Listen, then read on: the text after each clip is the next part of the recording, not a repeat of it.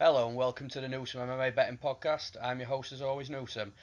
So I mentioned on Twitter last week that for UFC pay-per-view events I'll be looking to get a special guest on for you guys, and I always deliver. So breaking down UFC 220 and Bellator 192 with me, please welcome the MMA trader Stuart. How's it going, man?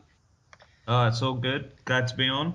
All the I'm way from not that Malta. special, but Well, I was going to say you were extra special, but I didn't want to insult you yeah, this early on in the podcast. We'll save some of that for a little bit later on, I think. Um, so yeah, ready to break some fights down. yeah. The structure, as always, is we've got our bets together of who we're gonna bet and potential bets as well because the odds are the odds came out a little bit early, so sometimes it takes a little bit of waiting to see where lines go and things like that before you decide to hit. So any bets that we've already got on plus potential bets depending on where lines go, we'll break those down fully for you for both UFC and for Bellator as well. Everything else will just quick fire off at the end, so not a lot, not too much back and forth with the fights, just a little bit why we think which fighter's gonna win and how and things like that. So we'll just play that by ear. But yeah, kicking it off for the UFC 220 card, we've got Stipe Miocic and Francis Ngannou. So this is my first bet for the podcast. I've got 2 units on Francis Ngannou to win by KO and TKO. So it's for me this one's a bit. It's simple to break down. I think now I don't really know where to start with this. So, I mean, in Ngannou's last fight, he fought Overeem, and I paid the price in that. Overeem was the best striker that Ngannou had fought at that time. I watched tape on both fighters. I saw holes in Ngannou's striking. I think he led too much on his power, and he didn't really have too much technique behind it at that time. So I saw at the time, I think Overeem was like plus 170. He got a lot worse than that, but I ended up pulling the trigger at plus 170. I just wasn't completely sold with Ngannou against a top striker in Overeem. So yeah, I backed Overeem, and for those who didn't see it, I don't know how you haven't seen it or how you've missed that, but yeah, he got blasted with an uppercut from He hell. was dead, Uh, absolutely dead. yeah, it was honestly, it's probably the worst, well, best, depending on how you look at it, KO that I've ever seen in the UFC. I can't think of. I mean, maybe the one that comes close might be Bisping and Henderson. No, Um, for me it's Uriah Hall in the tough. Like when he takes that dude's absolute head off with a spinning kick, that was just. I was about to say which one then, because he didn't he get some sort of back Oh, the elbow in that as well. the kick is just ridiculous. Even Dana White just can't. It's just swearing, looking away. It's just ridiculous. But yeah, so Yeah. Okay. I Sorry. just yeah, just digressing a bit there. But yeah, for me, I don't know how personally anybody can bet Miocic in this fight, and the reason I say that is Ngannou's one punch away from ending anybody, um, and I think that well from the flip side of that, I also don't see any value in playing Ngannou straight either.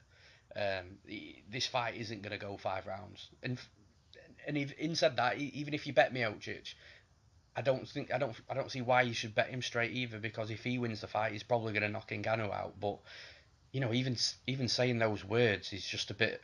It just sounds a bit nuts to me. But anyway, um, so that's the thing with Ngannou. He wasn't the better fighter with Overeem. He actually, in all fairness, if you actually go back and watch that fight on Fight Pass and watch the flurry that led to the Overeem knockout, hit the slow mo button on Fight Pass, you actually see some decent movement from Ngannou to actually stay out the way of Overeem's flurry before actually landing that uppercut. So I didn't see the holes in that fight that I saw in the tape before the fight, which tells me that Ngannou's probably improving his game rapidly. I mean, I said this last time, and it's no different now. He's only been training MMA for about 4 years, so he must be making huge strides in his performance. And he wasn't the better fighter. He still wasn't the better fighter in the Overeem fight. Technically, he wasn't. Overeem was a better technical striker.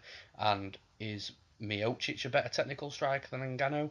Absolutely. But the problem is for Miocic is it's one punch and you're done. There was some stats on some media event that Dana White reeled off, in regards to obviously Ngannou we know as the hardest punch in the UFC, fact, but the actual power of the punches is identical to a 12-pound sledgehammer being swung over your head downwards, and also has as much torque as a Ford Escort going at its full speed. It's ridiculous, like literally how hard he is. So for me, he's got five. He normally has 3 rounds to land one punch. Normally gets it done in the first round. This time he has 5 rounds, so he could even pace himself. Wait for the right time. But for Miocic to win this fight, Miocic has to engage with him. When you engage with him, you're risking that big shot, and that's what I'm banking on happening here. And I think it'll go a similar way to the Overeem fight. Maybe not as deadly as a KO, but he's going to finish him. I think his name's written in the stars to go and finish Miocic here and really make a run in the UFC to solidify potentially one of the best heavyweights that we've ever seen in the organisation. So yeah, I don't really know what much more to say in that. So yeah, I've got Francis Ngannou 2 units by KO TKO. What about you? I've got nothing on this fight in particular, mainly because I agree with you. I think this is got Ngannou horrific KO written all over it. Stipe, in his past couple of fights, has been hit a lot. I mean, he was getting chewed up to the body and to the legs by JDS before. Obviously, he just flurried him against the cage and took him out. Yeah. And against Overeem, he got clean dropped. I mean, if Overeem didn't jump for that really poor guillotine, He was stupid. Overeem could have been the champion. Yeah, and I mean, I'm a big Overeem fan, and like that was it, and you fluffed it, and then Overeem's chin is just, I mean, it's just the worst, and then that was it. So I think, Miocic is there to get hit, and if there's one guy you don't want to get hit by, it's Ngannou. Exactly, and I mean Struve. I mean, we're forgetting that Stefan Struve finished Miocic as well. I know it was a Yeah. while. I know it was a while ago. Miocic has improved, but fighters improve. Does the durability of your chin improve? I don't think so. I think if you're getting finished by Struve and you're getting finished, well, nearly finished by Overeem as well. Like you said, he was stupid. But then you're getting hit by Ngannou. I don't. Yeah. I really, really don't. And I've got a theory as well. Just quickly digressing here. I just wonder what. And I know these are heavyweights and the professional fighters, and they're not supposed to be scared of anything. But let's be honest. I wonder what goes through a fighter's head when they're stood in the cage before the referee's about to say fight, and they're looking and crossing, seeing Ngannou staring straight at them, because that is what a scary, intimidating dude that you're about to Uh, fight. You I know? do, but Stipe, God damn it. Stipe is like a firefighter. He does do scary stuff like That's for true. his normal job. I don't think he's going to go in there and be scared. But I do also see a path to victory for him in his wrestling. It's only a maybe because we've never really seen Ngannou get wrestled, taken to the ground. What happens when he goes to the ground? Is he going to get up again? Is he one of those fighters like Derek Lewis that can just be like, well, yeah, I'm up now. That's it. I'm big enough that I can just stand up whenever I want. Or is he going to stay down there and then Miocic just ground and pounds him for Well, for me, one, two, the second three part rounds? the second part of that is questionable because we Exactly. haven't seen it. Yes. But the first part, Curtis Blades tried to take Ngannou down pretty much straight away. I think in their fight, which was Ngannou's debut. Obviously, he was a Yeah. lesser fighter then. I think Curtis Blades' wrestling is incredibly overrated. That Daniel Omielanchik fight was just how many attempts to take down Omielanchik did he need, and he got nothing. Even Struve could take him down. Then again, but that's something completely different. I don't know. Plus, who knows? Ngannou could go out there and do what he did against uh, Anthony Hamilton and be like, I know I can knock knock you out, but I'm just going to sub you for literally no reason at all. I will literally cry if that happens. I can imagine. So it's just, that was ridiculous. The fact that apparently he got taught like moments before the fight how to actually do a Kimura, and then he just went and go, yeah, fuck it, I'll do it. I think a lot of people would have been pretty pissed at that. I mean, I didn't bet that Oh, yeah. fight, but It was like minus 200 just to win by KO, not even inside the distance. That's insanity. that is one thing that has run through my mind with betting this as well. I, but like I don't see him submitting Miocic. I really No. don't. But then you never know. So go on then. What's Well, your yeah, we've final? never seen Miocic go like out cold. Like when Struve finished him, it was more TKO, like just he couldn't. He was just getting hit and hit and hit. It wasn't lights off. But then again, Struve does not hit Exactly. like the hog. I mean, He will be sleeping. oh, He'll be yeah, sleeping on Saturday night. He'll take a nice canvas nap.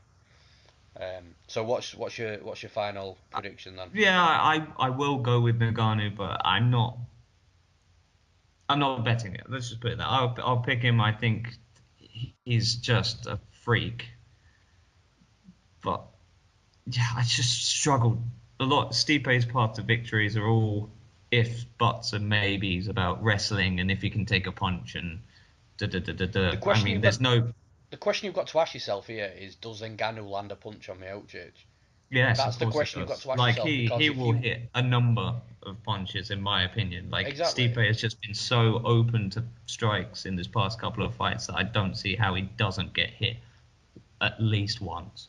if your answer to that question is yes, then Very good. and Ngannou you have to be picking Ngannou to win the fight Yeah, because and that's why that's I'm picking him. But I don't know. It's okay. not where I want to invest my money anyway. That's all I'll say. Cool. So moving on to the next fight is my biggest bet ever. So I've got 6.5 units on Daniel Cormier to be Volkan Oezdemir, and really, whatever you fire at me with this fight, I'm gonna have a reply back because it's such a mismatch. It's actually ridiculous. Does Oezdemir deserve a shot? Arguably, but seriously, it's just two different levels of fighter. I mean, Cormier, we all know what we're going to get with him, um, and there's a few things that I just really wanna nail down here. But I'll start with Oezdemir, with Volkan Oezdemir. So first of all, people are saying that he's this big power puncher, packs everything into his shots, knocking people out. Yes, he's knocking people out. I understand that, but he is not, or as far as I'm aware, anyway, as far as I've seen, he's not this power puncher that people think he is. So people are comparing him with, Anthony Johnson, the Anthony Johnsons of the world, and it's just, it's not. You go back, he knocked Misha Serkinov out. Tip my hat, credit The to him. best He was a massive the best underdog. thing about that knockout is that during the highlight package for DC Oezdemir, they couldn't even find a good angle of that knockout to put in the highlight package because it just looked like nothing. Exactly, and this is my point, right? It wasn't a power shot. It was an on. I can't really explain it, but what I think it was a sort of on the button shot. So he hit Serkinov in a place where it flatlined him, and but it wasn't a power shot. It wasn't as if he's wound up a big hook, landed it on the jaw, snapped the jaw of someone and laid them flat out on the canvas. And like you said, they couldn't find a good angle of it. And even if you slow it down and the fight down and have a look yourself at every single angle that UFC provides, it just doesn't make any sense at any of the time on any of the angles. It's a really weird knockout. And then you move over to Jimmy Manuwa, knocks him out again. Credit, another decent name on his record, but I Yeah. watched that again today. Again, it wasn't a flush punch. It wasn't a powerful punch. And you know what? The more I watch that, the more I watch the Manoa knockout, the more I think that I think Manoa does more damage to himself when his head physically hits the canvas than he does from the shot that Oezdemir landed. Does that make sense?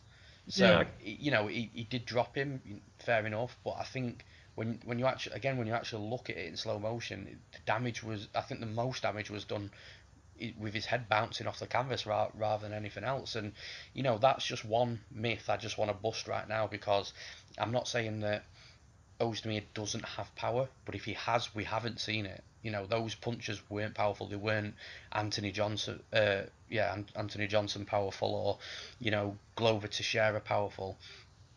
They were just on the button shots, and yes, he could hit Cormier with one of them, but it's unlikely to happen a third time. Now, mentioning Glover Teixeira is another point that I want to move on to. So people saying that Daniel Cormier's chin's gone, it was a life-changing knockout against John Jones. No, it wasn't. He got knocked out. It's as simple as that. Now, the phrase life-changing knockout, I put a tweet about this a few weeks ago, because I kept on hearing it with not just this fight but different fights, so many fights. And yes, it does apply in some scenarios. One scenario I'll give is Gavin Tucker against Rick Glenn. That was a life-changing that was beating. horrific. Absolutely. But this isn't. Now, people said the same thing with Glover Teixeira. He got absolutely deaded by Anthony Johnson. People, life-changing knockout, he'll never be the same. His next fight, he fights Jared Cannonier. Doesn't have the best power, but he can still pack. If someone was absolutely shot and done, then someone like Jared Cannonier would probably be able to knock him out. I know that fight didn't really give him, it took place mostly on the ground, but people thought Glover was done. And then he comes out and he fights Gustafsson, gets absolutely smashed all fight. Gustafsson knocks him out late. Everyone's now saying the same thing about Glover Teixeira again. Okay, he's done, life-changing knockout. First the Anthony Johnson fight, now the Gustafsson fight. Then he goes on to fight Misha Serkinov, and Misha Serkinov hit him with some hard shots, and he took them. Sometimes a knockout is just a knockout. It's not a life-changing loss. It might have deteriorated Cormier's chin a bit, maybe. There's that possibility, but it's not life changing. If Cormier I think Cormier can take a shot off Oezdemir, is what I'm saying. He's been in there with some of the hardest punches. He used to fight a heavyweight as well. He's faced Anthony Johnson. He's faced Soa Palele. He's faced some really hard hitting guys, and he's withstood them all. Again, a lot of them at heavyweight. I just do not think that he's got a bad chin. So that's just the few myth busters that I just want to get out there. But now going on to the the style of the fight, Volkan Oezdemir. If you're thinking about betting him against Daniel Cormier, go and watch Kelly Anderson and Volkan Oezdemir before you do that, because that is pretty much what we're going to see, and then some. Now, there's an argument that Volkan Oezdemir has improved his takedown defense since that fight. Absolutely could have done. Doesn't matter. It doesn't matter, because DC is a billion times the wrestler that Kelly Anderson is. And Kelly Anderson, he couldn't keep Oezdemir down, to Oezdemir's credit, but he just kept dumping him and dumping him and dumping him and dumping him. And the last person you want to be betting against when you're watching him getting dumped on the ground is someone that's fighting Daniel Cormier, because that is what he'll do. He'll trade for a bit, he'll get inside, he'll clinch up, he'll make it dirty, he'll drag you to the mat. If he can't drag you to the mat, he'll pick you up and dump you to the mat. He'll smother you on the ground. And that is exactly what's going to happen in this fight. I'd really just... Yes, Oezdemir's got that weird puncher's chance, absolutely. But that's all he's got. I think DC can take some of them shots. Like I say, he'll close distance, he'll make it ugly, he'll drag it to the mat. And I think he'll get a rear naked choke. I think it'll end similar to the Rumble Johnson fights. So 6.5 units, my biggest bet ever on Daniel Cormier. A little bit of a rant there, but I just had to get a few things off my chest. So yeah, I got him at -256 as well. With I mention it every podcast with William Hill's bet boosts. Again, always check them out. He was -275 a few weeks ago. Bet boost onto that to -256. He's currently -300 range, so I've got really good value on him there. I know you've got a bet on this fight as well, so talk us through that. Yeah, well, while you're super confident in DC, and if this fight took place 12 months earlier, I would be just as confident as you are. I'm more confident that this fight is not going to be going for too long. As you said, I see this going almost identically to either of the Anthony Johnson fights. Oezdemir is, his name. I agree with all your myth-busting points. I don't think he punches as hard as he can. I don't think DC's chin is completely gone. I don't think it was a life-changing KO. But I just think there's so many questions now about DC that combined make me kind of question. Because 12 months ago, before the John Jones, before the Towelgate incident, minus 300 or minus 250 or whatever on DC is an absolute steal. But now, in his past two fights, he was getting hit a lot. Sure, he was taking them all fine, but he was getting hit a lot. He struggled to make weight.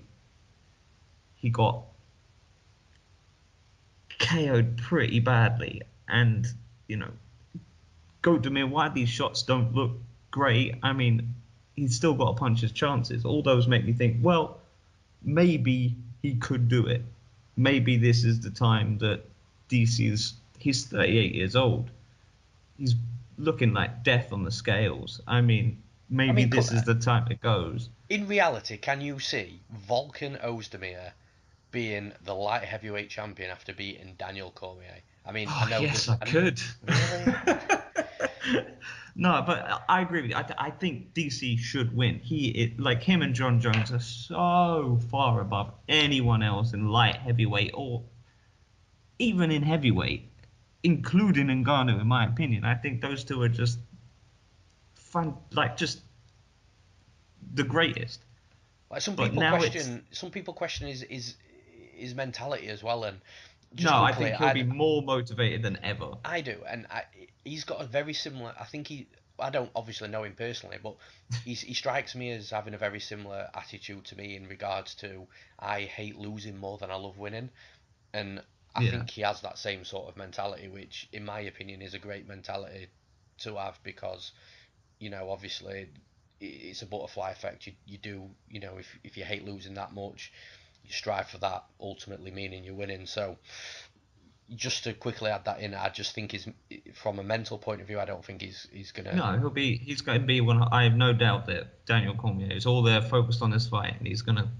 Well, you can say maybe Oezdemir isn't with this whole court case going on in the background, but I don't know my fighters' heads. I don't know what's going on. I don't put too much stock into that. I'll be honest.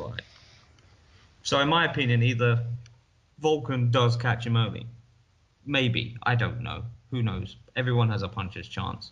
Or if not, as we've seen before, Cormier's just going to ragdoll him. He's going to break him maybe in the first round. If not, Oezdemir will come into the second round, look to land that one shot again, and then as soon as he's taken down again, I don't see how he wants to go on. I mean, DC's just going to be able to take him down at will, lay ground and pound, probably end up taking the back at some point and choke him out. Or not even choke him out, just... Yeah, he'll make Oezdemir quit. Yeah, he could be ground and pound, or it could be... I mean, before the Jimmy Manuwa knockout, like, Jimmy Manuwa was easily controlling him against the fence, and then he just kind of clipped him behind the ear like he did with Oezdemir, with Serkinov, pushed him back and took him out. The mistake Jimmy made was he stepped back a little bit, just a fraction, and he gave Oezdemir that room to throw the strike. DC is not stepping back if he's against the cage. Mistake Jimmy Manuwa made is he's not very good, in my opinion. Well, let's cheer the English boy on. He's alright. Yeah, he's English, but I think he's hugely overrated. I also think people forget... It's light heavyweight. Sorry, go on. It's light heavyweight. He's in the top 10 because of the division, not because of how good he is. Yeah, I agree. But yeah, just leading on. I just also think people forget a lot in MMA, and in regards to not forgetting a lot, as in forgetting information, they just don't. It's people forget how good Daniel Cormier actually is. One knockout by a Juice John Jones isn't isn't a bad, isn't the worst case I thought scenario. he was winning up to that He point as was well, winning the in my fight. opinion. I bet John Jones that fight, and I was worried. I can tell you So did now, I. I was sweating.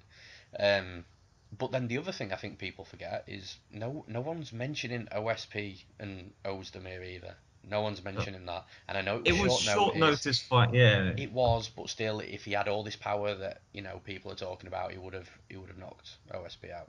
But Hmm. so yeah. What's your bet then? Is it the under you've gone I for? over at Betfair, Paddy Power, under 2.5 rounds, plus 110. I got 2 units on it. That's not No, I bad. A don't. plus one I got ten. 1.25. That's it. I got Plus one 125 plus number for that. It's not. plus 110 on the under 2.5. Yeah, I think he gets either Oezdemir ices DC early with his magic hand, or DC breaks him and gets him to tap late first, mid second. That's about it. I don't think Volkan has the chops to go to the ground with DC Yeah, I and agree. survive. Cool. So moving on to the next one, it's my last bet of this UFC card. So we've got Islam Makhachev against Gleison Tibau. Now, it was a fight that I had my eye on before the odds got released, but because of the amount that I've bet on DC and then obviously Ngannou as well, and also a Bellator bet that I'll talk a little bit later on about, I wasn't too sure about adding another, and I also had a bit of I don't know. I just had a bit of thought with Tibau and how could he bully his way through another opponent. But the more I dug into the fight with tape and research and things like that, the more the less likely I saw Tibau winning, to the point of I don't see any path to victory apart from a puncher's chance. Similar to what I was saying with Oezdemir in the last breakdown. Um, and yeah, that's exactly how I see it. I think Tibau got popped by USADA, which no one was surprised about at all. He's always been a pretty jacked lightweight, a brute force. Always looked like he should be divisions above where he is. Um, but I think being popped by USADA, that was 2 years ago. I also, when he last fought as well. Um, he's still young at 34, but the fact is he's got like 45 pro fights under his belt. He's always been, he's always had a tough cut. I think he's always cut to extreme levels. And then he's been in wars himself as well. So I think all that combined just doesn't bode well for him here against a young, hungry Dagestani-born Russian prospect, and I say it time and time again on this podcast, and I'm sure everybody knows right now, but I'm still going to say it again. I love a Dagestani-born Russian. There's nothing better than betting on a Dagestani-born Russian, and that's exactly what Makhachev is. He's got good trips, he's got good judo, he's got good takedowns, distance management, closing the distance, smothering, getting his fighter to the ground, and then just smothering him on top. Really, really good top control. But ironically, I think that his initial game plan in this fight is going to be to stay standing against Tibau. I think Tibau, he will have a strong first round. He will come out. He will look to close distance. He will try to bully his way, get Makhachev down to the ground. I don't think he's going to land anything in regards to to any effective shots. Personally, I mean, when I looked at Tibau's record yesterday as well, I thought he had a load of one bomb knockouts. He's got 4 knockouts, so I don't really see him. I don't really see the knockout on Makhachev here. But what I think is going to what I think is going to happen in this fight, I think that Tibau is, like I said, going to come out round one, be the aggressor, press the pace of the fight. I think he might score takedowns on Makhachev against the cage. I don't think Makhachev will be able to stuff them initially, but what he does have is a good scramble game. So I think that although Makhachev will get taken down technically, I think he'll just be popping straight back up to his feet in the scrambles, um, and he might give up the first round. Maybe I'm not too sure. But yeah, initially I think he's just going to be using his striking. I think he's going to be trying to be in and out of distance, waiting for Tibau to wear himself out, which I think is going to happen. I think it'll probably happen late in the first, really that early. maybe early in the second at worst. But at that point, Makhachev's going to really start taking over the fight. I think he is going to land shots, and then at that point, I think he is going to start looking for takedowns of his own. And although I don't think I'm not that confident he'd be able to take a fresh Tibau down to the mat. I am confident he'll be able to take a tired Tibau down to the mat, and from there he'll just smother him on top. And on the breakdown from my website, I've actually I've actually said that I think he'll score a win on the judges' scorecards. A late submission really wouldn't surprise me either. I don't think he'll pound Tibau out, but yeah, it wouldn't surprise me if he finished him late. But I've got 3.5 units on Makhachev. I'm really that confident even in regards to putting a lot of money elsewhere. So I've got 3.5 units on him at -188. And yeah, I think Makhachev really does get the job done. What about you? Yeah, I would love to come in and try and argue the other side, but I'm the exact same line, the exact same bet. Yeah. 2 units for me. It's got. There's nothing more to say. You said it all, really. USADA, fight age, not necessarily age. Dagestani grapplers, strikers. I mean, he is a phenomenal prospect, barring that really nice shot from Adriano Martins that took him out. Yeah. He's been faultless. Absolute takedown defense is 100% on fight metric. He's just out striking, out grappling. He's one of the best fighters in the division right now, in my opinion, prospect wise. Yeah, I agree. He'll be making a name for himself. Maybe not calling out Floyd Money Mayweather in his post-fight interviews, which was one of my favorite moments from last year. But I don't. The line opened at -300 over in Vegas by Nick Kalidas, and that sounds right to me.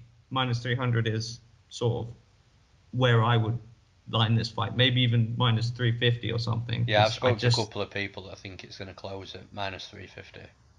Yeah, and it's gone straight up to -188, and it's stayed there, and it's even grown a bit in some places.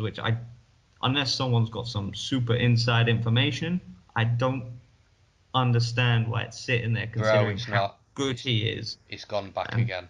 Before this podcast, it was -200 everywhere else minimum. So well, it's still not -300 range just yet. I just don't even understand how it's bounced up to -188, considering all the factors you look to fade in when you're betting MMA. I mean, yeah, that's it. Just one more thing that I forgot to mention as well. With you mentioning fight metric, I had a look at how many shots he absorbs per minute, and it's 0.71, I think, which in my opinion, well, sorry, not my opinion, that's the wrong word. From what I can remember, I'm sure that's the lowest that I've ever seen. It's hard for people to land shots on you when you're in top position, just creaming them. True, but you've got to close that distance and get to top position first, and to not even be absorbing one full strike every minute is, I think, is quite impressive. I know what you're saying, like when you're in top position, but every. No, I mean, I'm saying that's a good thing because he's never in danger apart from maybe at the start when it's standing, as why he went down against Martinez. But even then, I think that was just one punch out of nowhere. Yeah. I don't see Tibau doing that to him remotely. Tibau will gas. Makhachev will take over. I don't even think Makhachev's going to have any trouble with a fully fit Tibau. Tibau wasn't great before the USADA. He's been on the down for a long while now. 2 years off. None of his special pills. I mean, I don't understand why, maybe not a legendary name, but a well-known name would be brought back to such a mauler of a fighter like Islam. I really hope that they both weigh in and the fight goes ahead. Yeah. That's the one thing that I have about this. Because nobody would be surprised if Tibau had some sort of issue and couldn't weigh in, and that would really annoy me because I do think this gashes. So how many units you got on that? 2 units, -188. Cool. Right, and we'll move on to next fight then, and I haven't got anything on these last two breakdowns, so I'll let you open it up. We've got Gian Villante against Francimar Barroso. Tell everyone who you've got and why. I haven't yet. It's more of a line watching movement because I've Okay. seen before it was opened over here in Europe. Barroso was plus 163 underdog. I don't think he's a world beater. He's an ugly, dirty fighter to watch. You don't want to watch him fight. I'm glad you said to watch at the end of that sentence. Yeah, I ain't Kobe. I ain't calling filthy animals or anything. But he's just a. It's light heavyweight again. Like this division is just garbage, and no one defines just wasted garbage talent more than Gian But Villante, you who love is. garbage. You I know absolutely it's love fine. low level fights. That's why I want to talk about this fight because Gian Villante is just an absolute dream to watch in regards to garbage fighters. He has the skills. He's got the wrestling chops. He's got the striking. He has zero intelligence, and his chin is a nightmare. It's just his. I bet on him inside the distance against Cummins, in which he had Cummins rocked. I can't count how many times, and he did nothing, and then gassed out and got taken down again I and swore I would never again bet Villante and again again. after that because I had the in That's the what I'm distance prop saying. as well. That's This is not just a fade of Villante, but it's just this when you get outside, well, John Jones and DC, the elite of the elite, and then the next group of people, the Gustafsons and the Glovers, and You've not that even said bunch. Oezdemir in that list. This is my point. This is my Yes, point okay. going back up the Yes, list. okay. We don't know if he qualifies for that really, but you can't put anyone else in that title fight. I mean, You've just said it. Gus isn't fit. You've just named the top like four best fighters in the light heavyweight division, and not once Yeah, did but that Oezdemir hand. come out your mouth. Yeah, he's got that hand though. It doesn't. He's not a great fighter. That hand is a great hand, and it can knock people out. Fucking lucky hand. It's not a great hand. Anyway, go on. Gian Yeah, Villante. I like. I'm not overly confident. That's why I'm mainly price watching for the moment. See if people want to bet Villante. If Barroso goes to 2-1, it's mainly just a value play because at this division, at this level, I mean, Villante doesn't win fights. He has a chance to knock you out in the first round. Barroso's chin isn't bad unless Darren Stewart headbutts him to a TKO victory, but that Yeah. Gian Villante is not going to be able to headbutt his way. And even if he does rock him, the dude's so idiotic or too gassed already to notice you're wobbly. So Well, yeah, this is where I stand with it because I agree with you, and I think if you are looking to bet an underdog on the card, some people like dog hunting. I think Francimar Barroso is a legit dog to bet on, and the reason I'm saying that is he's just come off a fight with Alexander Rakic, and Rakic is a he looked prospect, fantastic. like it Like, or not. Yeah, yeah, he's a it wasn't prospect, entertaining, but but dude he's did what he.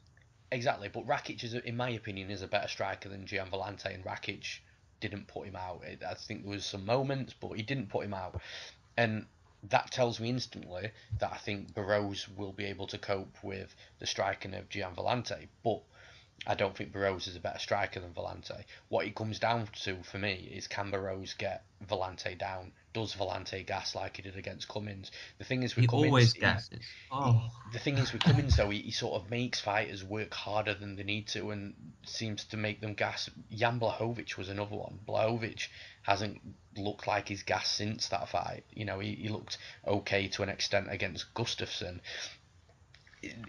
Cummins does weird shit with people, man, and I wouldn't read too much oh, he's. into that. But personally, I think, like I say, if you're betting a dog, you want to bet a dog. Yeah, I agree with you. I'd watch the line on Burrows, and I think he could get the job done, and it wouldn't surprise me in the slightest if he went out there and beat Gian Villante. I mean, it's a pass And for me. I've got too much chalk elsewhere, but you know, I also think I wouldn't be surprised if Villante comes out there and deads him, but I don't think that's going to happen. it's But not going even to happen. against Safarov, like Villante mauled that man.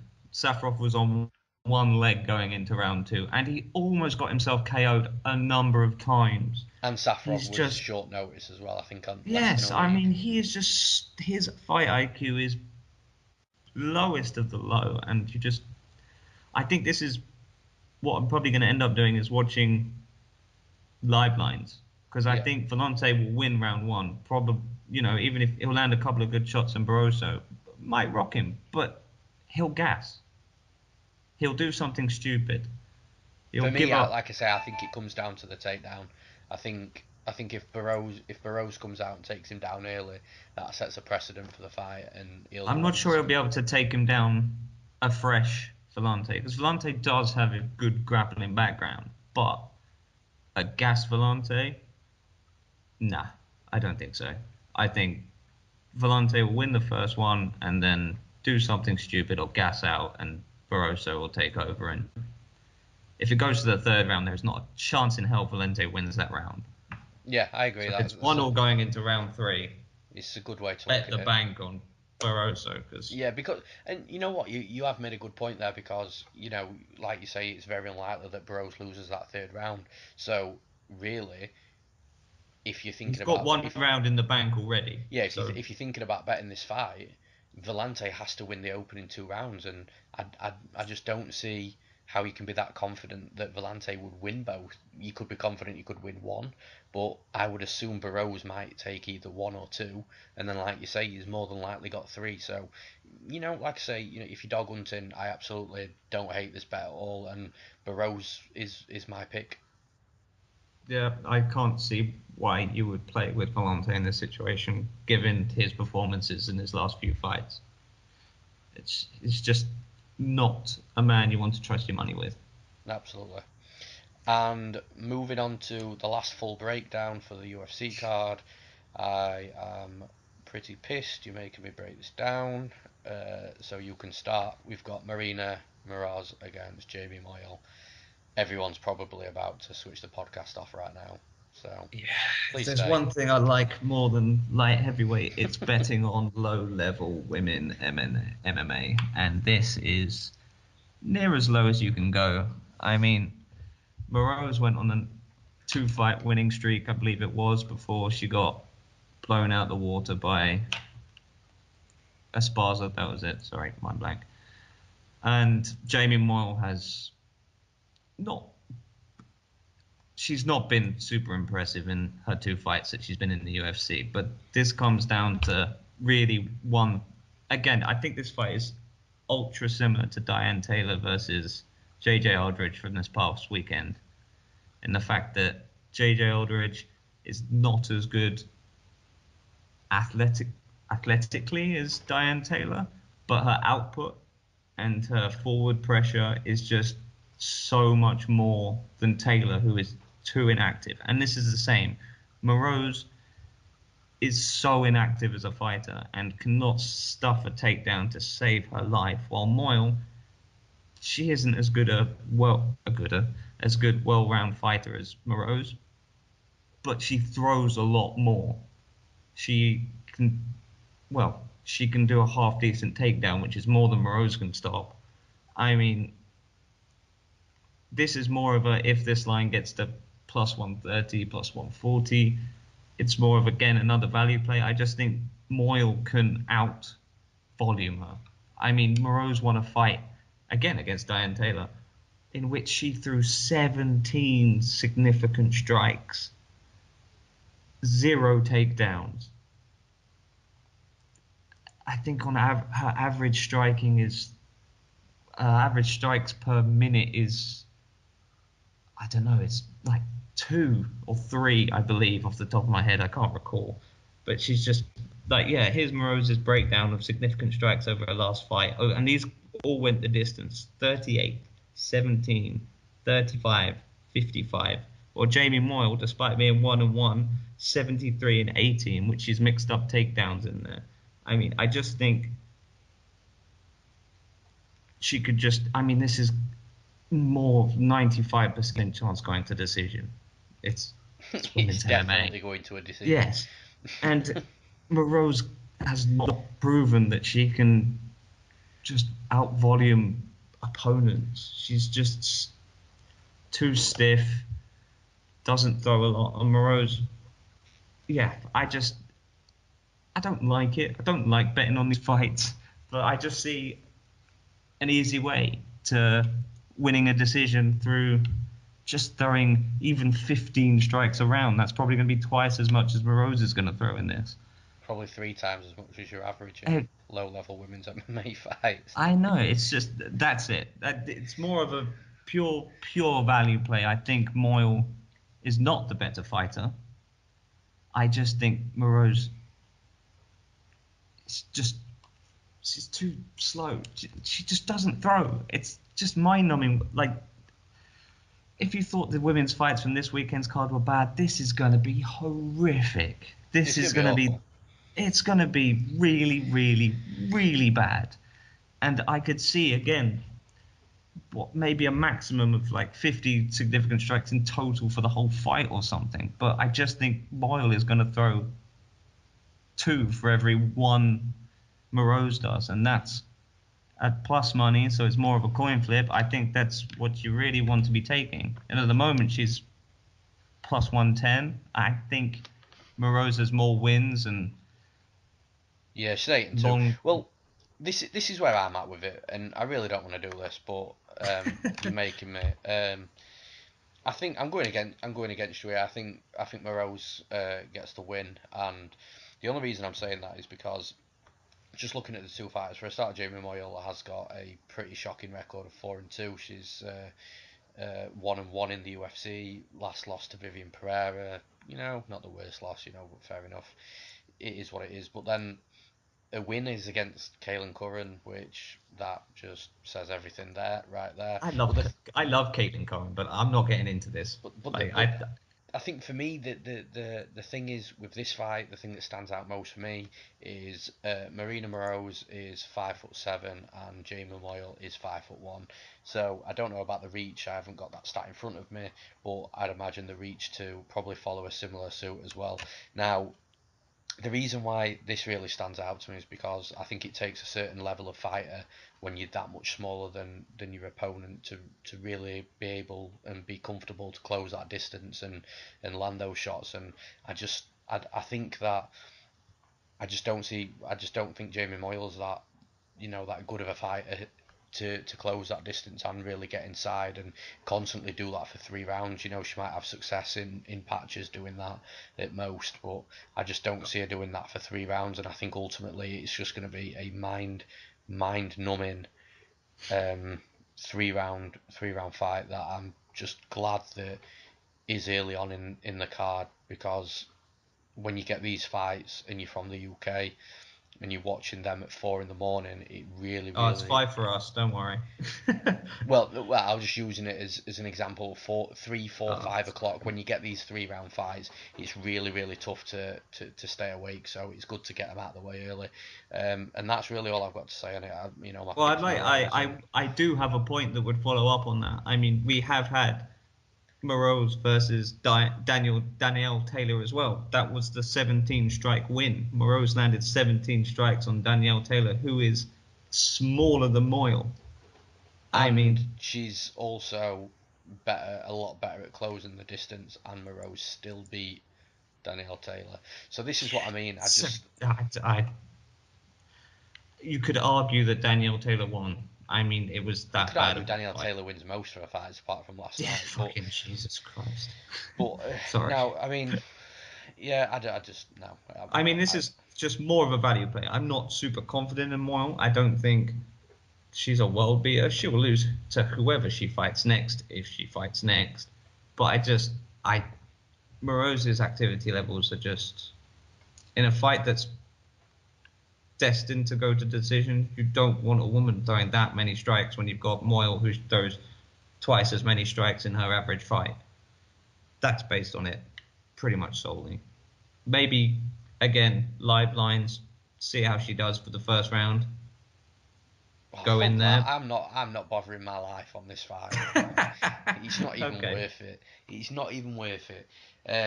Okay, well, I'm not betting chalk on any more women's fights. That's done. It's only underdogs. I can't be Okay, betting so to wrap favourites this one up, against. so you've got Yeah, you're picking Moyle. If he gets to plus 130, plus 140, you're gonna yeah. make the idiotic thing and put money down on it. I think Moroz wins. I don't really care though. Personally, another thing, Bet365 right now, you can get the over 2.5 minus 220. That's good. That's That's value. ridiculous.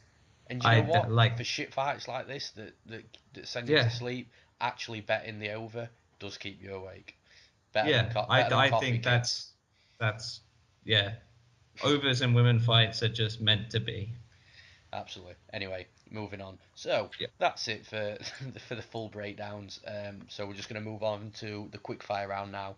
So the first fight in the quick fire round, we've got Calvin Kattar against Shane Burgos. Shane Burgos is a fight that I really like. I've cashed on him. I think every fight that he's had in the UFC, so he has been a little money train for me.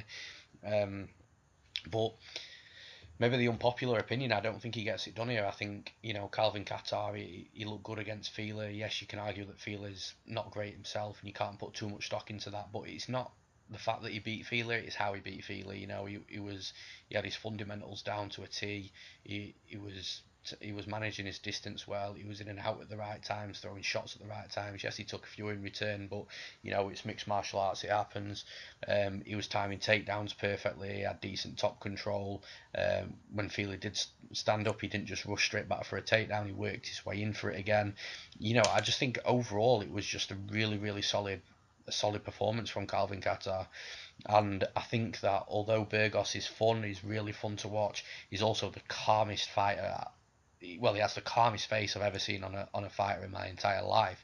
Just like he's out for dinner or something, not in a cage fighting somebody. It's crazy to see, but I get Burgos's excitement and the hype around him, but I just think that someone with fundamentals might just do enough against him. We saw with Charles Rosa before Burgos knocked him out. Even though I had Burgos winning that fight before the knockout, the judges' scorecards came after the knockout. They got released online, and he was actually down. Two judges had him down 2 rounds before that knockout, and Really?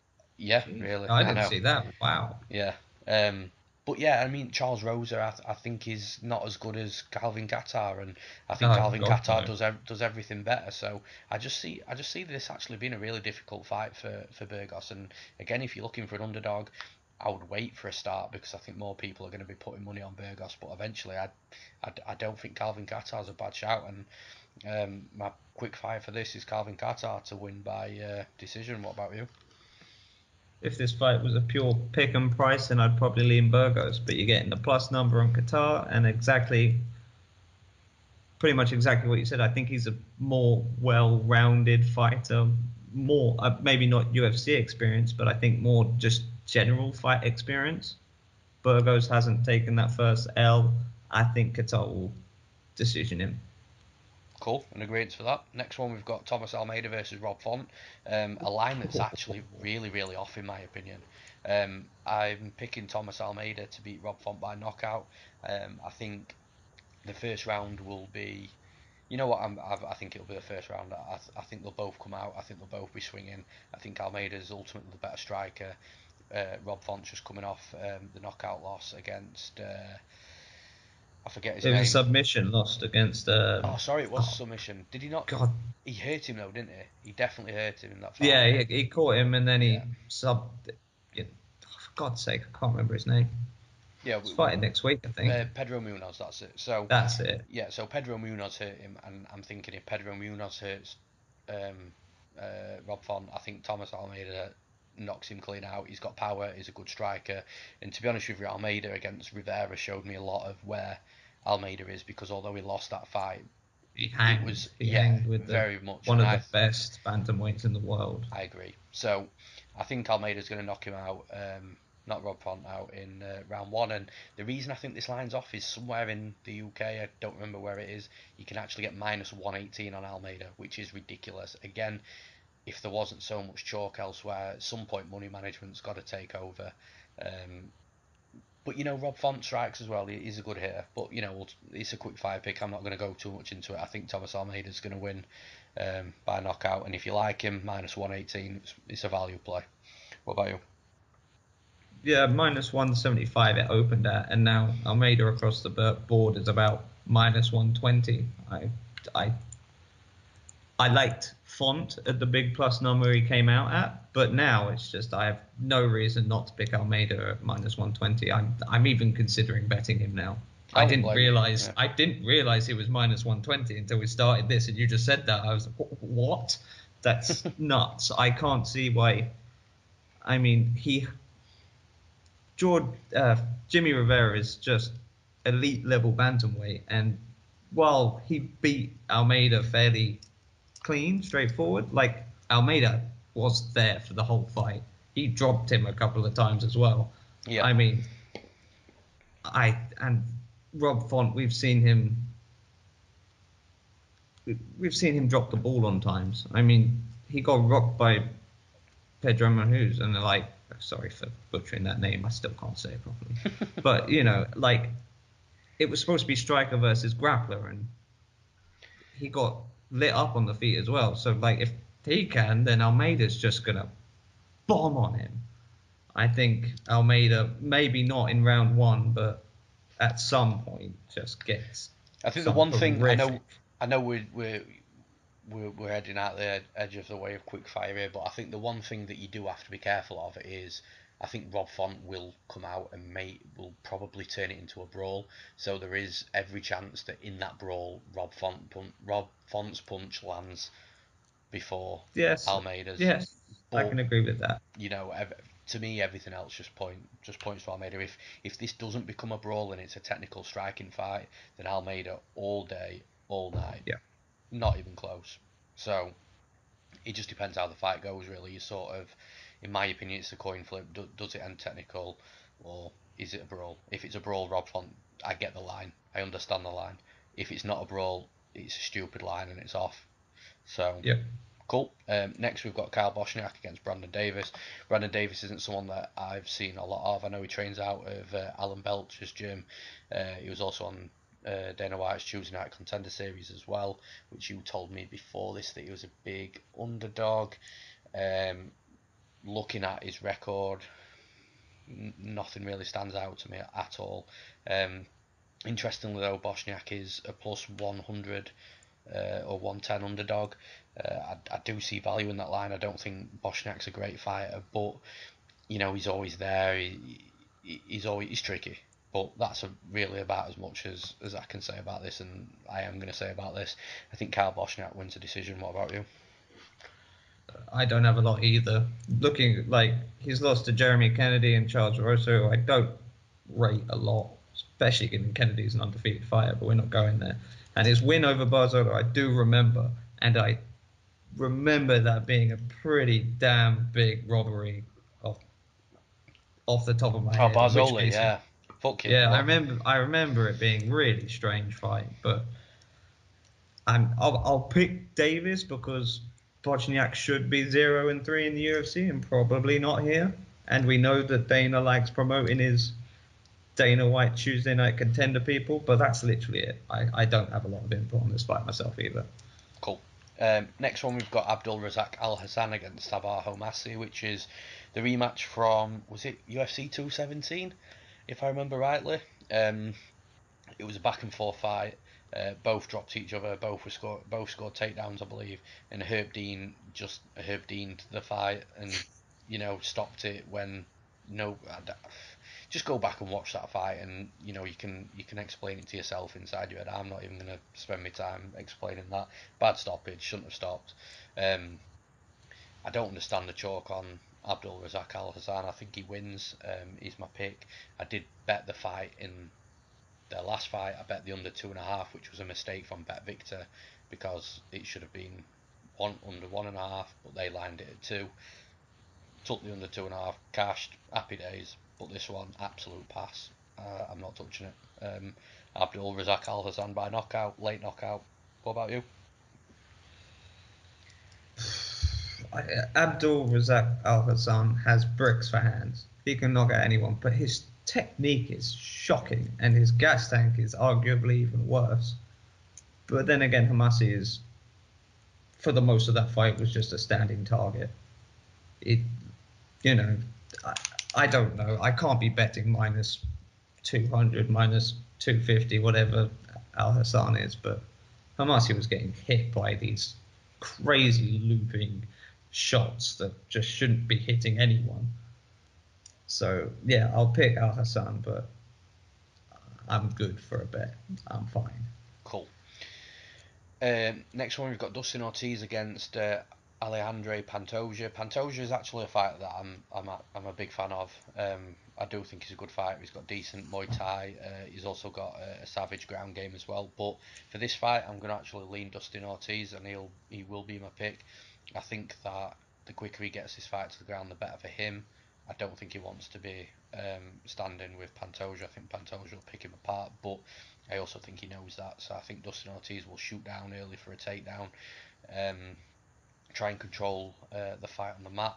Now, I said Pantoja's got good grappling, good jiu-jitsu, he has, but sometimes you'll get a wrestler that just suffocates the ground game and the jiu-jitsu of his opponent, and I think this is one of those cases here. I think Dustin Ortiz's wrestling is good enough to stop Pantoja doing, sweeping him or catching him with a submission off his back. So ultimately, I'm going to go with Dustin Ortiz to win by unanimous decision. What about you?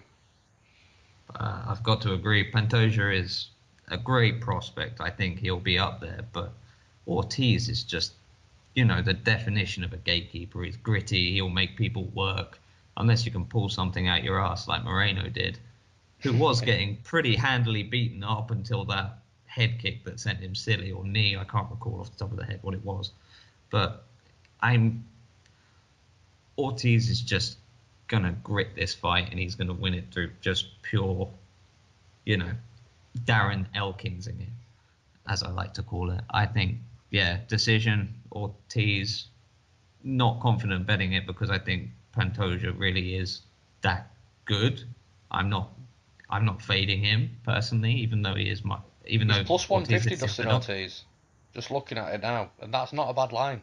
I know it's tempting, but I would not be surprised if Pantoja goes out there and just shows humongous improvement and he doesn't even need that much of improving. He is really that good, but I don't know.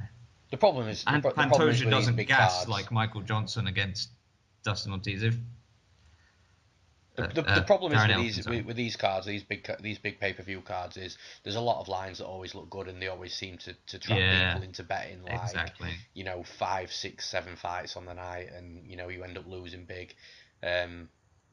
So I get that, and this is one of them cases where you look at Dustin Ortiz and you think, oh, you know what, that's just a good 1 unit pop, and then before you know it, you've bet 10 fights out of 12, which you're gonna lose money. So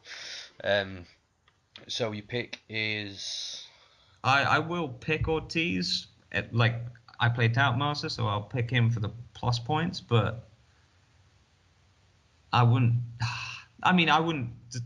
say it's a bad idea betting him at the plus number, but be careful. Pantoja is a real hot prospect. I agree. Next up, we've got Danaj, I think I pronounced that right, versus Julio Arce. Again, one fighter I've not seen a lot of. I've not seen a lot of Danaj. He fights out of Extreme Couture. He's 8-1, just lost that one fight by decision. But looking at his record, it's not anything that screams out to me. He did win on Dana White's Tuesday Night Contender Series, but so did Julio Arce. But Julio Arce is someone that I've watched a little bit of regionally. Fights out of Tiger Schulman with some other good guys there. He's only lost twice, both to Brian Kelleher, which now when you look at that, they're not that bad of a losses. Brian Kelleher is okay. He's come into the UFC and done pretty well. I think Julio Arce is just... I don't know. The reason I haven't bet this fight is because I was looking at... I didn't watch too much tape. I was just looking at stats, and I saw that Danaj likes the takedown, and one thing that always makes you wary of any sort of bets is betting against somebody that likes to get the fight to the ground, because they're just horrible bets to bet on and to watch play out. So ultimately, my pick is going to be Julio Arce, but I'm not betting it at all for the reasons that I've mentioned. What about you? I'm. I thought Julio Arce used to play at midfield for Sunderland. That's all that it means to me. He Nothing does. else. I I watched all the Dana White Tuesday Night Contenders, and I literally can't remember either of these As if, guys man, for he's love he's nor actually money. he's a legit dude, and I think he'll do well in the division. But that's funny, man, because the the American viewers ain't gonna understand what you've Nah. just said, but I absolutely do. That's pretty funny. Uh, okay, so give us your But pick. I'll go with Arca, but like that's based off the odds and from what you've said alone. Like I genuinely, these guys mean nothing to me. I haven't bothered That's not even very looking into nice. them if I'm honest. I mean, I'm sure they're really nice people, but but I have not looked into this fight to be confident enough to pick, so I'll just pick the favorite. Cool. Next one, Enrique Barzola versus Matt Bassetti. Again, I hope I've pronounced his name right. But yeah, for me, Barzola's a money train. I absolutely love the guy. Just a little bit too much in regards to his odds. Um, and to be fair, it was a toss up between, betting him and Makhachev. And I don't want to come across as, oh, I can only bet X amount every week. But at the minute, I've got 12 units Yeah. solely on the UFC. I've got 14 and a half units across the entire night. So at this point, I really don't want to be playing any more chalk. The only reason I've played as much as I have already is because I'm so confident in what I've got in regards to I would really be surprised if I didn't profit on over the course of the two cards. But I really, really do like Enrique Barzola. I think he's got value, maybe up to around -250. If you wanna pop quite a few units on him, you know what you're gonna get from him. He'll go in there, he'll eat shots, he'll get takedowns, he won't keep you down. He'll let his opponent get back up, but then he'll just dump him straight back down again, and that's what he'll do. And let's be honest, he's just beaten a far better striker than he's about to face right now, in Gabriel Benitez, who's just beaten Jason Knight. So I don't see how Bassetti causes any issues that Benitez couldn't cause. I think Barzola's going to win comfortably. I think it'll be a 30-27, and that's about as well. That's all she wrote, really. Barzola by decision. What about you? Barzola should be on a five-fight winning streak, excluding that, again, what I mentioned earlier, that Bochniak decision, which I do not agree with. He's looked good. I wouldn't say he's the most entertaining fighter in the world, in my Nobody wins opinion, your but money. You he know what I wins your mean? money. And Bassetti, again, I'm not 100% sure. I couldn't remember his name off by heart, but I checked him again when he got booked for this fight a couple of days ago. And I remember the first main event of the first Dana White Tuesday Night Contender Series, where he got absolutely murked as a -420 favorite. He got absolutely destroyed. Against Kurt Hollowback, who did get busted by USADA. I can't recall what for afterwards, but he got wiped in that fight. Yeah. I mean, Barzola isn't going to wipe him, but No, Barzola but will beat him. yeah, but he didn't look good either in that fight. He just got beaten soundly, and I think Barzola's an infinitely better fighter than Hollowback is. We'll put it this way: if I didn't have my 6.5 units on DC, I would probably throw in about 4 units on Barzola. I think I'm confident in his cashes, but like I say, sort of Holy shit! Sorry, money management Makhachev's just. going down. Oh yeah, I Sorry, know. I'm Yeah, I watching live. spotted that Damn. earlier. Yeah.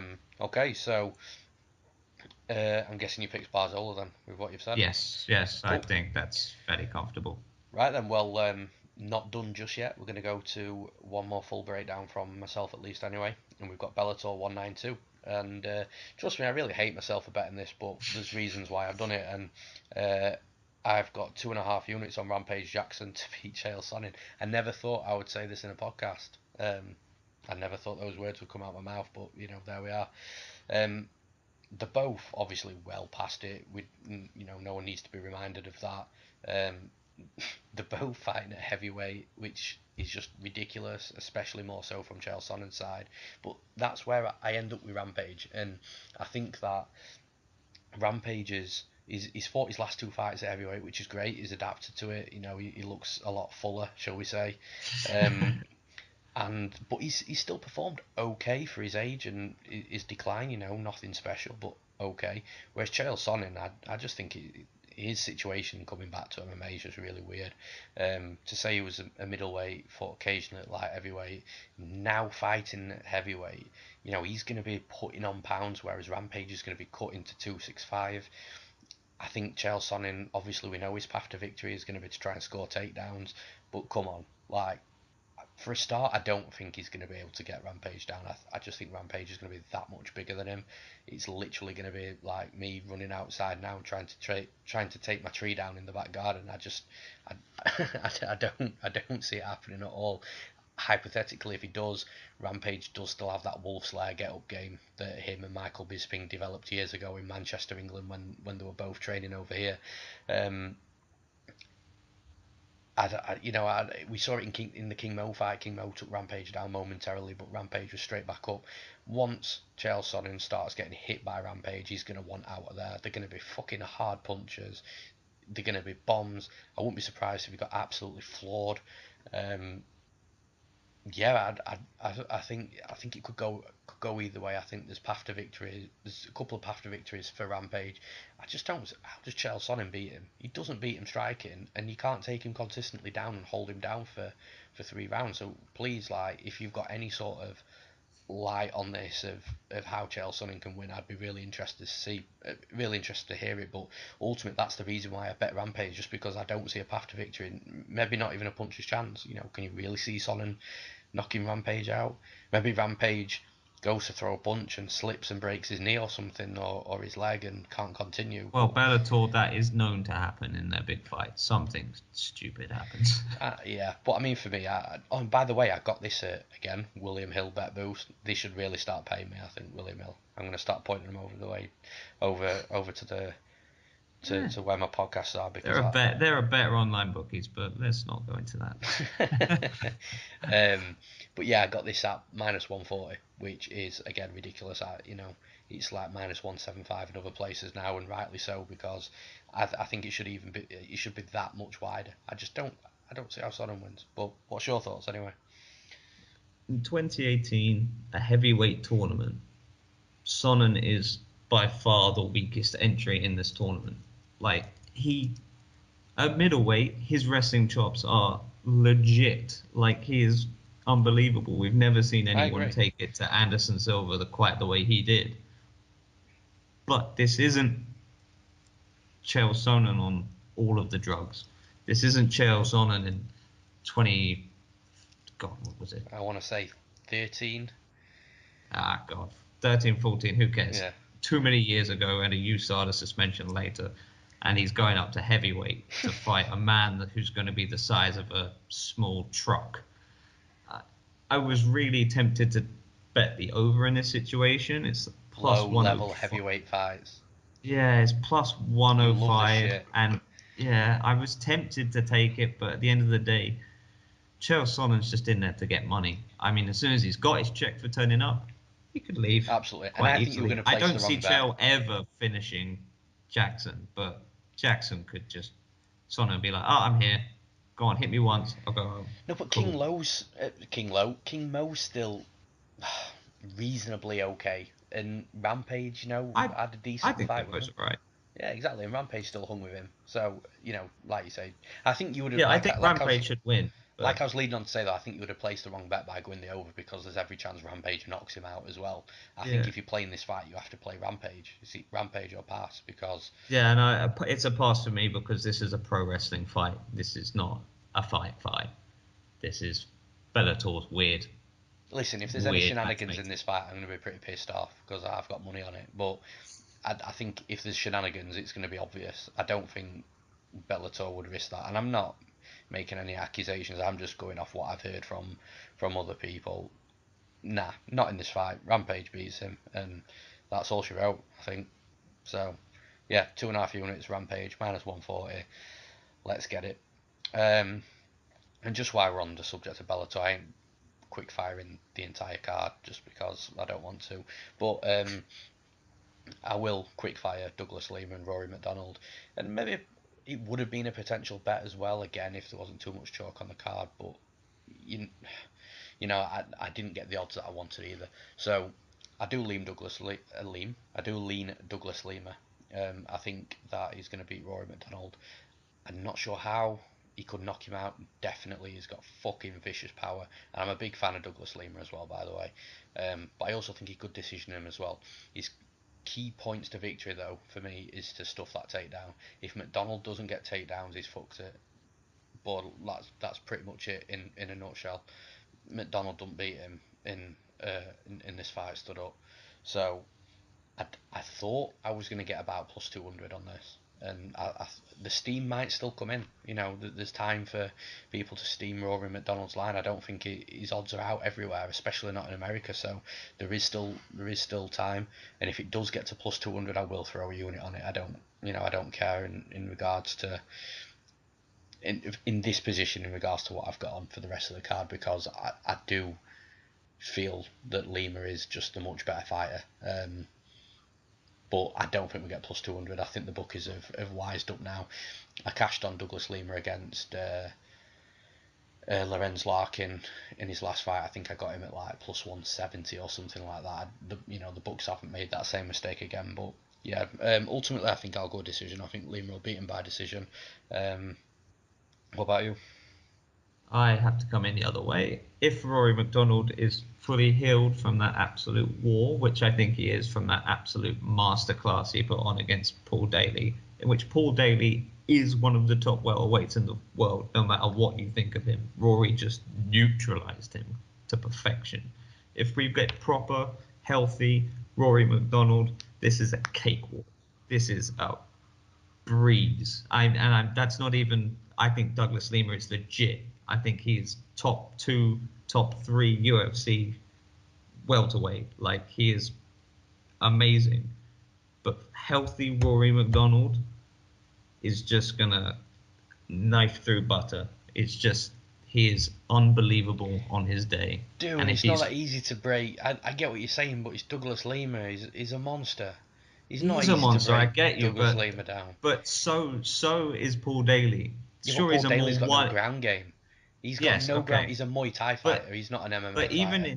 even in the first round, like, Rory MacDonald was countering that power. He was neutralized him brilliantly. Like, I think Rory MacDonald could neutralize Lima in the exact same way, and I think MacDonald is much more of a point fighter than he is a finisher. Oh, Even though he did absolutely. finish Daly, I think. Look, I'm not playing around with minus money because, as I said, I don't know.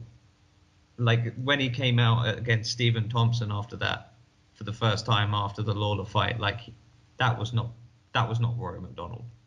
That was a shell of a man. He looked infinitely better against Paul Daly, but Douglas Lima is going to test him in a lot more ways than Paul Daly did. Absolutely. So I am not betting this, but if Rory MacDonald's on his game, fully fit, nose isn't going to explode halfway through the fight, I don't see anything stopping him. He is the best in the world. Fuck off. Okay, okay, spoiler alert, I am a Rory MacDonald fanboy. Shock. You just called him the But best in the world. yeah. Right, and on that note, we'll wrap that up. So yeah, just to recap on my bets, I've got 2 units on Francis Ngannou to win by KO TKO. I've got 6.5 units on Daniel Cormier. I've got 3.5 units on Islam Makhachev, and I've got 2.5 units on Rampage Jackson. So all my bets and your bets as well. Actually, you can both find them at betmma.tips. Anything that we may add, doubtful coming from me, but for yourself, Stuart, anything that any action that we make on in regards to bets, you can find on that website, and you can search for our names. Mine's betmma.tips /Newsome MMA. Assume Also, mine's the Sorry, go MMA trader, but I'm not 100% sure. on. All my bets. Well, if you forget anything in the podcast or you do want something to read, you can go to newsomemma.co.uk/bet-picks, and a brief breakdown of each of my bets will be on that page as well. There's also some bets for future cards, especially UFC 221. So check those out, because Betfair and Paddy Power put those odds out in the UK nice and early, and that is a card I am very, very, very confident on. So if you are tailing my bets, definitely go and check that. Follow me on Twitter at Newsome_MMA. Everything that I bet goes on there first, and that's generally where I just do all my chatting and MMA stuff. So you can always talk to me or DM me on there. And that's about it. Have you got anything to say, Stuart, before we go? No, that was about it, really. All good. At the MMA trader on the Twitter machine. If you like hearing about how much I love really fat fighters, that's about it. And lastly, I just want to say thank you for coming on. Thank you for your time. It's been really fun to break the card down with you. And I hope we cash. Yeah, me too. Love me some mac and cheese. Let's do this. Absolutely. Right, we'll see you next time, next week. And yeah, if any subscribes on the YouTube channel, again, it's still quite new. I appreciate it all. And I'll sign off with that. So thank you for listening.